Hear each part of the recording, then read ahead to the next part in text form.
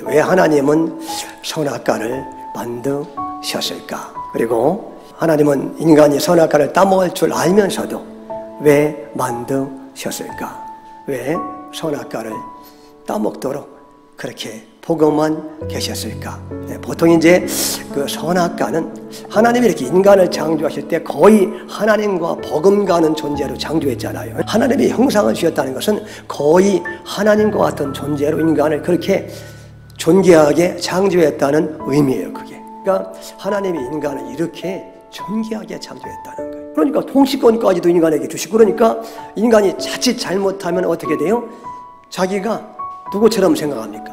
자기가 마치 하나님인 줄로 착각을 한단 말이에요. 그래서 이제 하나님이 창조주와 피조물의 어떤 한계를 설정하는 것이 필요하니까, 그래서 선악과를 만들어서 다른 과실을 다 먹어도 괜찮은데 그것만큼은 먹지 말라고, 이게 창조주와 피조물 사이의 경계선, 한계선을 정해놓은 것이다. 그러니까 선악과를 바라볼 때마다 나는 티끌이지. 언제나 주님을 영화롭게 하고 주님께 감사하고 주님과 통행하는 삶을 살아야 마땅하지. 그러면서 한없는 영광을 주님 앞에 돌리게 하기 위해서 이렇게 선악과를 만들었다. 근데 그게 이제 그보다 더 중요한 게 있어요. 하나님은 따먹도록 그냥 보고만 계셨는가, 그 얘기죠. 이제 이게 왜 그렇게 했습니까? 아무런 문제가 되지 않기 때문에, 결국은 더 좋게 될 것을 하나님이 아셨기 때문에. 그 말은 다시 말해서 따먹어도 더 좋은 길로 인도할 계획을 하나님이 가지고 계셨기 때문에 그런 거예요. 물론 그걸 따먹어서 당장에는 고통이 오고 저주하고 죽임이 왔지만 어떻게 했어요?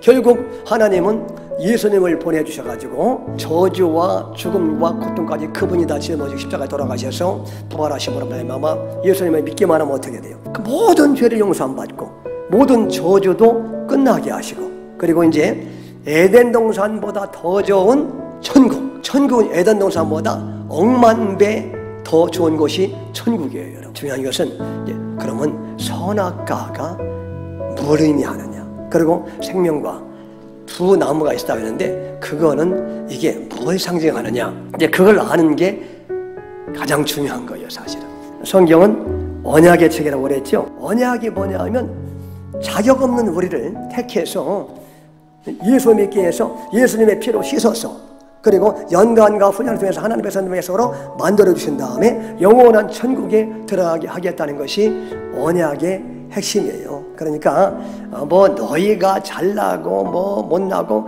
상관없다는 거예요. 언약의 핵심이 뭔지를 이해할 수 있는, 이게 두 나무입니다. 이걸 두 나무로 하나님이 표현하고 있는 것이죠. 선악과는 뭘 상징하느냐?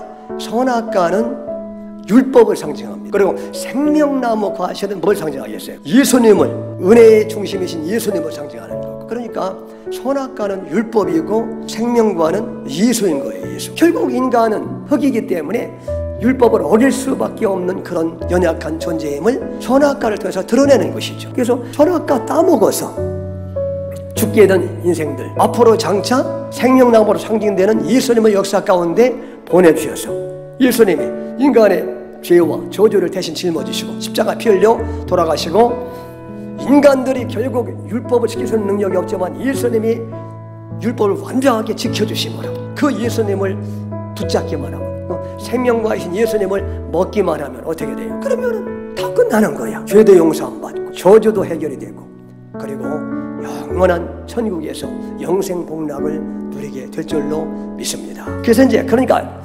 선악과라는 것은 뭐냐 하면 결국은 인간은 티끌에 불과한 존재이기 때문에 결국 인간은 율법을 지킬 수 있는 존재가 아니다 하는 것을 폭로해 주는 거예요.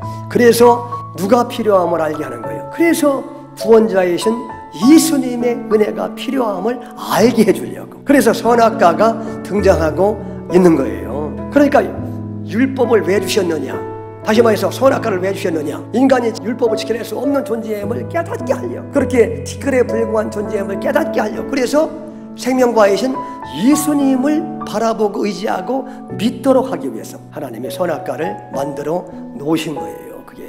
그게 이제 율법의 역할이죠. 율법의 역할은 뭐냐 하면 우리가 죄인됨을 깨닫게 하는 거예요. 그게 선악과의 역할, 그게 율법의 역할이에요. 우리를 진정한 수성이신, 진정한 생명나무이신 예수님께로 인도하는 그러한 역할을 하는 것이 바로 율법이라는 거죠. 신앙생활이란 우리가 좀 더 나은 사람으로 변화되는 것을 지향하는 것이 아닙니다, 여러분. 그게 선악과 쪽으로 가는 거예요. 신앙생활은 내가 좀 더 정의로운 사람으로 변화되려고 하는 시도가 아니에요. 신앙생활은 내가 좀 더 깨끗하고 좀 더 화를 덜 내고 좀 더 잘 순종하고 그런 쪽으로 변화되는 것을 추구하는 것을 신앙생활하고 말하지 않는 거예요, 성경은. 그런데 그런 쪽으로 가면 마지막 심판의 자리에서 결국 누구의 공로를 높이느냐 하면 예수의 공로를 높이는 게 아니라 자기의 의와 자기의 공로. 왜? 자기가 그렇게 신앙생활을 그렇게 내가 의로워지고 내가 착해지고 내가 이렇게 새로워지고 그쪽을 지향하고 내가 열심히 그쪽으로 갔으니까 예수 제쳐놓고, 그러니까 마지막 심판날에 자기의 그 의를 내세울 수밖에 없는 거예요. 그죠? 주님, 제가 이렇게 의롭게 살려고 했습니다. 제가 이렇게 깨끗하게 살려고 했습니다. 제가 이렇게 헌신하게 살려고 했습니다. 이렇게 마지막 심판날에 결국 자기의 공로와 행위를 내세우게 되고 그런 사람은 천국에는 없다는 거예요. 그러니까 신앙생활을 하는 것은 뭐냐 하면 날마다 자신의 연약함과 나의 추함과 나의 위선과 나의 이기심과 죄성이 날마다 드러나야 되고 그 모습이 너무나 추하고 더럽고 죄송해서 그런 추하고 더러운 나를 예수님 보혈의 피로 씻어주시고 용서해주시고 그분의 의를 대신 덮어 씌워주시는 그 예수님 앞으로 계속해서 나아가고 그 예수님을 붙잡고 그 예수님을 사랑하고 그래서 그 예수님을 지향하고 생명과를 지향하는 삶, 그것이 바로 올바른 신앙생활이라는 거예요. 그 자체가. 그래서 절대로 여러분들은 선악과 쪽으로 가면 안 된다는 거예요. 예수님 쪽으로 가야지. 여러분들은 언제나 추하고 더러움과 무능함과 연약함을 늘 고백하면서 오직 예수님을 붙잡고 찬양하고 높이고 그분을 사랑하는 그런 삶을 살 때 모든 문제를 주님이 해결할 줄로 믿습니다.